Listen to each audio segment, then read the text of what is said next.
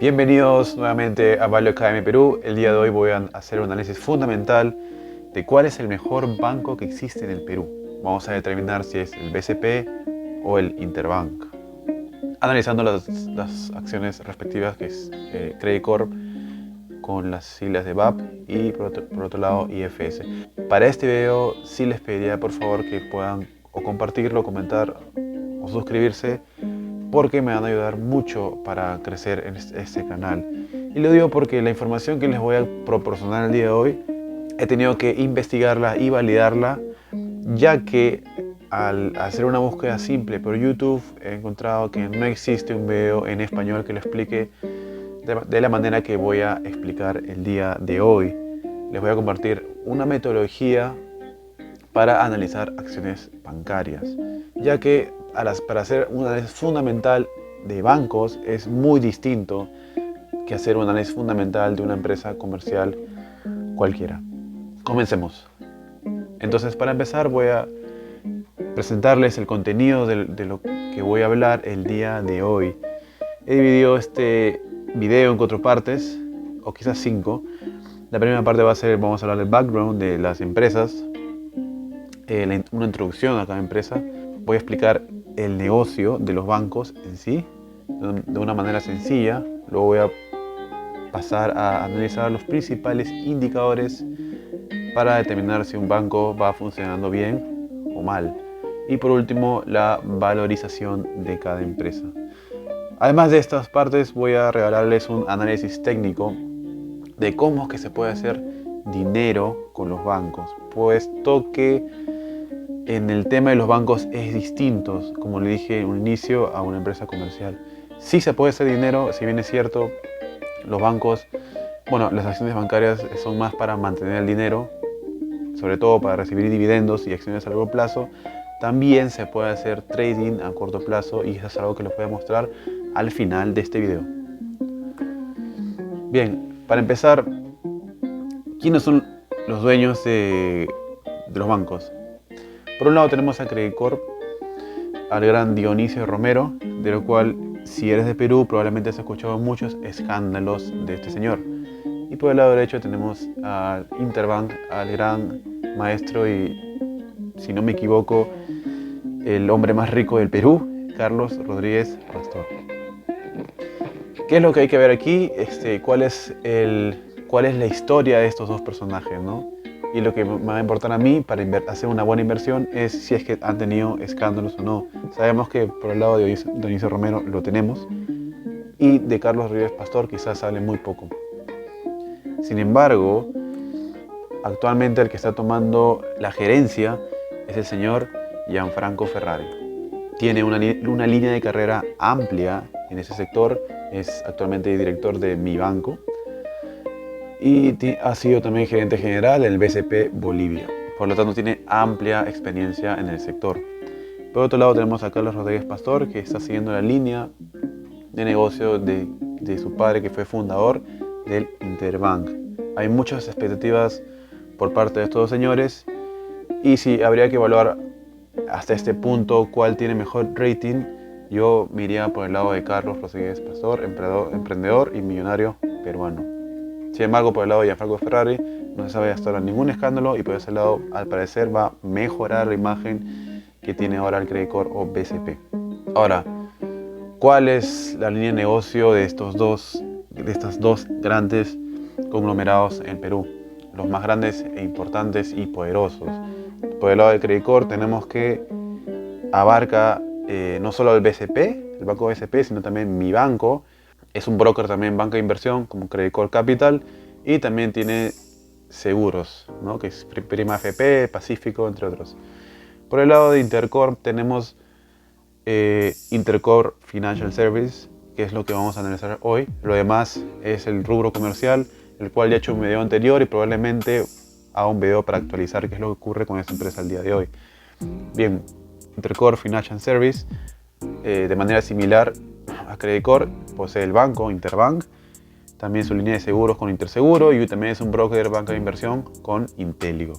Ahora, la gran pregunta es, ¿cuál es el negocio de los bancos?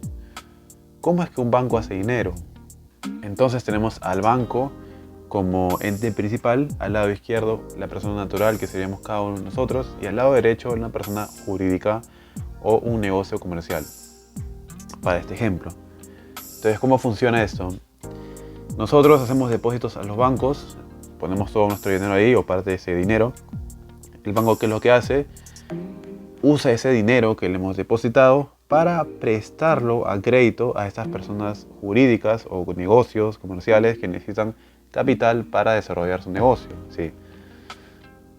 Obviamente no lo hacen gratis y ese dinero se devuelve con intereses. De todos esos intereses que recibe el banco, porque no solo a un negocio, sino a la mayor cantidad de negocios posibles que pueda abarcar, nos devuelve tan solo centavos, porque ellos se quedan realmente con la mayor retorno. ¿Sí?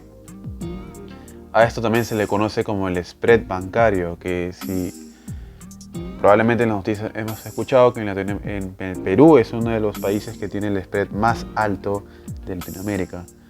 Entonces, al proceso en que nosotros damos o depositamos nuestro dinero al banco, se le llama captación de dinero, y al proceso al cual el banco emite estos créditos o da estos créditos a los negocios se le llama colocación o colocaciones.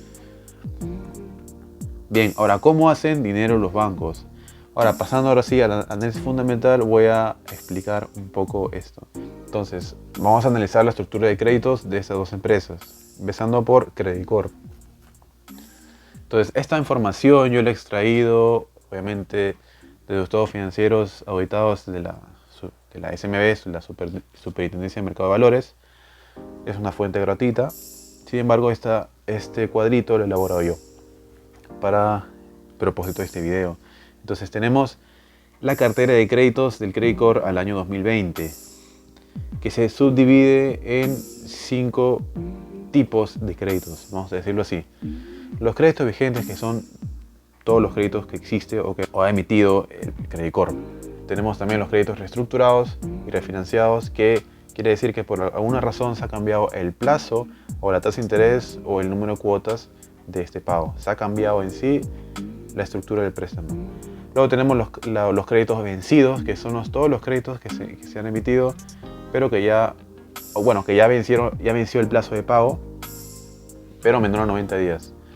Y por último, la cartera de créditos de cobranza judicial, que son créditos que también han sido vencidos, pero ya han pasado un plazo de 90 días y están en un remate judicial. Entonces, ¿qué es lo que nos interesa aquí? Que en porcentajes la cartera de créditos vigentes debe ser mucho mayor comparado al resto. En este caso, Credicorp tiene el 88% en créditos vigentes. Lo demás son créditos que no nos gusta ver en un estado financiero y que peor aún no deberían estar en cobranza judicial, ¿no? O vencidos. Que para Credicorp se puede decir que es alto. Luego abajo he colocado qué tipos de créditos existen, ¿no? Entonces tenemos los créditos comerciales, que son créditos que se hacen a grandes empresas y medianas empresas. Tenemos luego los créditos de consumo, que son los créditos los cuales se le da a todas las personas que tenemos una tarjeta de crédito en sí. Luego los créditos hipotecarios, que son los créditos específicos para vivienda. Y por último, los créditos a pequeñas y microempresas, tal como su nombre lo dice, para ese tipo de negocios. Entonces, en este cuadrito de abajo no existe un número específico de cómo debe ser. Esto es solo para saber en qué se enfoca más el banco. Y esto sirve como referencia para ver si nos debemos preocupar por las noticias que podemos leer en el periódico. Ejemplo, en este caso, Credicorp, vemos que en su mayoría son créditos comerciales. Esto quiere decir créditos a grandes y medianas empresas en el Perú. Entonces, si por A o B escuchamos una noticia o nos enteramos o se escucha que dice que ha aumentado la morosidad o los impagos de las grandes empresas, eso es un dato financiero que nos debe preocupar, porque esto va a afectar directamente los intereses o la utilidad neta de Credicorp. Sin embargo, caso contrario, escuchamos que los impagos o la morosidad ha aumentado solo para las pequeñas y microempresas, es un dato relevante, sí, pero según este cuadro vemos que no afecta en sí o no tiene mucho efecto en los intereses o en la utilidad de Credicorp. Para esto sirve conocer en qué se enfoca esta empresa. Ahora, comparando con Interbank, vemos obviamente que la cartera de créditos es menor. ¿Okay? Quiere decir que Credicorp es mucho más grande como empresa en el Perú que Interbank, eso está clarísimo. Sin embargo, vemos que en su clasificación tiene mayor cantidad en porcentaje de créditos vigentes que Credicorp. Esto nos dice mucho que Interbank tiene una cartera menos pesada que Credicorp. Esa es la conclusión, la primera conclusión que podemos sacar. Luego, en cuanto a tipos de créditos, vemos que en su mayoría Interbank tiene créditos de consumo, es decir, que su enfoque principal es para créditos de personas naturales como nosotros, en tarjetas de crédito. Como usé el ejemplo de Credicorp, igual como Interbank. Si escuchamos un tipo de noticias que el crédito o las personas ya no pueden pagar su tarjeta de crédito en el Perú en Interbank, ese es un dato que es muy relevante para Interbank, y ese único dato es el que más va a afectar a la utilidad neta de Interbank. Ahora, como un dato interesante, hablando de qué otras cosas más invierten los bancos, tenemos este ratio de créditos entre activos, que es todas las colocaciones en total de los bancos entre los activos totales. ¿Por qué este ratio? Porque mientras menor sea este ratio, esto nos va a decir que este banco diversifica más todo el dinero que recibe los depósitos de todos nosotros. ¿Cómo así? Como dije en un inicio, mencioné muy escasamente, es que los bancos no solo dan créditos a los negocios o personas, sino que también tienen otras inversiones paralelas. Estos son créditos hipotecarios en bienes y raíces, también en bonos soberanos y también en bolsa de valores. ¿Y esto por qué lo menciono? Porque así como el banco puede generar rentabilidad en bolsa de valores, ustedes también, o cualquier persona que ve este video, también puede generar esa rentabilidad sin necesidad de recibir un pequeño o centavos de todo el retorno que generan los bancos, que a decir verdad pagan lo mucho 1% al año, que es muy poco comparado con lo que ellos generan. Luego, los principales indicadores para analizar un banco. Yo he encontrado que estos son los 3 principales indicadores que debemos de chequear a la hora de hacer un análisis fundamental de bancos. Para empezar, el margen neto de intereses es el indicador de utilidad y crecimiento que mide la diferencia entre los intereses pagados con los intereses recibidos comparado con sus activos totales.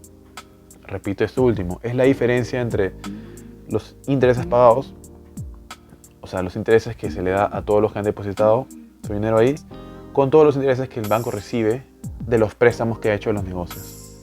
Y todo esto lo comparamos con el activo total.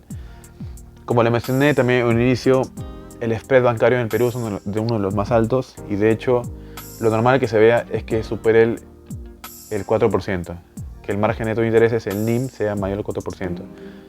Y esto porque es interesante, porque en Estados Unidos, siendo un país mucho más grande, los bancos, el NIM de los bancos no supera o supera por muy poco el 3% comparado aquí. Entonces tenemos a Credicorp, Interbank, hay una disminución comparado con el 2017 de 5% a 4%, y Interbank de 4,83 a 4,47%. Luego tenemos uno de los retos más importantes, que es la eficiencia, que mide que también un banco controla sus gastos operativos de back office comparado con todos sus ingresos de intereses. Este es uno de los retos más importantes. El objetivo, lo ideal, es que la eficiencia sea 50%, lo cual es muy rara vez verlo. Sin embargo, entre 60 y 70% es considerado aceptable, y un mayor al 70% ya no es el banco eficiente y está en riesgo. Eso es lo que se puede concluir. En este caso vemos que la eficiencia de Credicorp ha disminuido y está por encima del 70%, lo cual es peligroso. Y la eficiencia de Interbank quizás se puede decir que ha mejorado muy ligeramente entre los años 2017 y 2021, y se encuentra realmente en el promedio 61%. Luego tenemos el ROE, el más conocido de los ratios para medir la rentabilidad sobre el patrimonio. Ambos bancos han sido muy golpeados por la pandemia, como vemos en pantalla. Ambos tienen gran disminución, sin embargo creo que Interbank es el que mejor ha obtenido retorno comparado con Credicorp o el BCP. Luego tenemos los otros principales indicadores para medir el riesgo de un banco. Anteriormente hemos medido la utilidad y eficiencia del banco, lo cual es muy importante, pero también hay que medir el riesgo que tienen estos bancos al dar los créditos, ¿no? Los préstamos. Entonces tenemos el apalancamiento, que es la cantidad de dinero que un banco puede prestar. Y el promedio o el tope, por así decirlo, es en 10x, o sea, 10 veces el patrimonio que obtiene. Eso es, digamos, lo máximo que podemos permitir que un banco tenga. Si no, hay mucho riesgo de quiebra. Tenemos por un lado Credit Corp, que ha aumentado su apalancamiento de 7.7 a 9.3. Sin embargo, en menos de 10 sí se puede decir que está ok. Sin embargo, Interbank existe una mejora con respecto a los años de 10.4 a 9.9. Luego tenemos el ratio de morosidad, que son los créditos vencidos o con cobranzas judiciales, como expliqué en PPTs anteriores. La morosidad de Credit Corp es alta, 10% es muy alto para un banco. Y esto se explica debido a la pandemia y todos los impagos que ha habido en personas naturales y personas jurídicas. En Interbank, sin embargo, se ha mantenido en 3% a lo largo de los años, y comparado con el Credit Corp se puede decir que está mucho mejor. Luego tenemos el costo de riesgo dentro de los ratios de cobertura, que son las provisiones por pérdidas esperadas por cartera. Esto obviamente depende de qué tan riesgosa es la cartera, ¿no? Acá lo que se quiere es que las provisiones sean lo menos posible, que tu cartera sea lo menos pesada y que obviamente tus clientes sean buenos pagadores. Por lo tanto, queremos ver un ratio, un número cercano a cero en este indicador. Bueno, si bien es cierto, ambas han aumentado por la pandemia, Credit Corp tiene un coste de riesgo más alto de 4.3% comparado a Interbank de un 3.9%. Luego vamos a ver uno de los datos más importantes también, si queremos invertir en bancos, es cuánto dividendo nos están pagando esas empresas. Si comparamos, Credit Corp tiene un dividend yield, un rendimiento de dividendos de 1.04%, e Interbank tiene un yield más alto de 5.35%. Entonces, de esta manera podemos observar que Interbank paga más dividendos que Credit Corp. Por último, vamos a pasar a la valoración de estas empresas. Vamos a usar un ratio de evaluación, un método de evaluación relativa, que es el price to book. Y la regla dice que se debe comprar a un price to book de 0.5 veces y venderlo a un price to book a 2x o 2 veces. El price to book al momento de hacer este video de Credit Corp es de 1.28 y el price to book de Interbank en el momento de hacer este video es de 1.19. Entonces podemos concluir que Interbank está un poquito más barato para comprar que Credit Corp. Ahora, para terminar, voy a enseñarles el análisis técnico de estas dos acciones. Hasta ahora hemos visto el análisis fundamental y creo que si has visto todo este video ya puedes concluir qué banco es mejor. Pero aún así, la verdad es que se puede hacer dinero a corto plazo a través de estas acciones. ¿Por qué? Porque estas son acciones, es justo que escogí estas dos acciones porque son de las acciones más líquidas en las bolsas de valores de Lima. Y por cierto, estas acciones también cotizan en la bolsa de Nueva York, por lo tanto tienen mucha liquidez. Y si tienen más liquidez, es más fácil comprar y vender esta acción. Entonces tenemos por este lado Credit Corp con el símbolo de VAP. En mensual obviamente es una tendencia alcista, nos encontramos en esta zona, una zona de demanda que no ha podido superar desde que ocurrió la pandemia. Si vamos a una temporalidad semanal, vemos que es una tendencia bajista efectivamente. Se hizo un mínimo hace poco de $94 o $93 y el precio no ha podido superar este pequeño canal bajista. De hecho, si vamos a una temporalidad menor diaria, vemos que ya rompió este pequeño canal alcista que solo fue un retroceso y la acción ha seguido cayendo, la cual se encuentra actualmente en una zona de demanda. ¿Por qué? Porque es el precio donde anteriormente ha rebotado con mucha fuerza. Así que lo que podemos esperar ahora por Credit Corp es que ingresen los compradores. No veo ningún volumen fuerte, pero si el precio vence esta zona y empieza a cotizar debajo con velas rojas, probablemente vamos a ver la Credicorp nuevamente en el precio de $94. Esto tiene que ver también mucho con el ruido político que hay en Perú. Mientras más inestabilidad se rumoree, más va a caer este precio. Pero mientras más estabilidad se rumoree, al caso contrario, este precio, esta acción va a subir muy rápido, como lo hizo en este entonces, en agosto de este año. Bien, si vemos a Intercorp con el símbolo de IFS, también vemos que es una tendencia alcista. Sin embargo, no hay mucha información en esta plataforma, pero es un gráfico ligeramente similar al que vimos en Credicorp.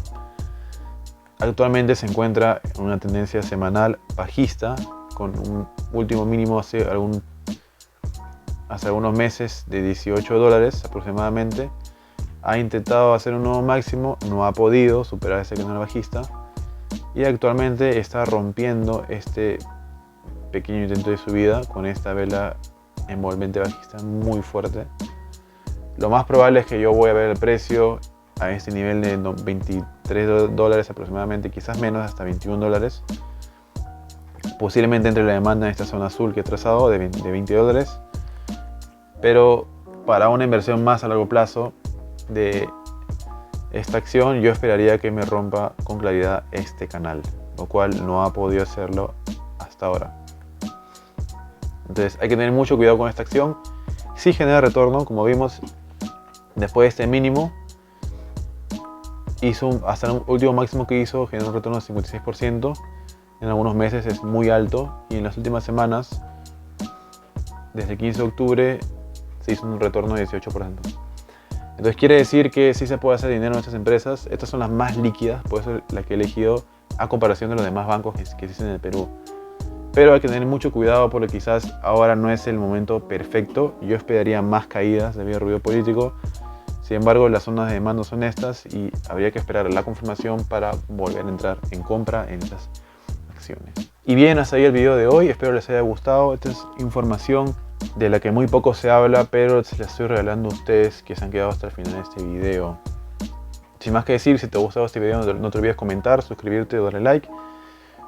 Un saludo, hasta pronto, les estoy leyendo en los comentarios.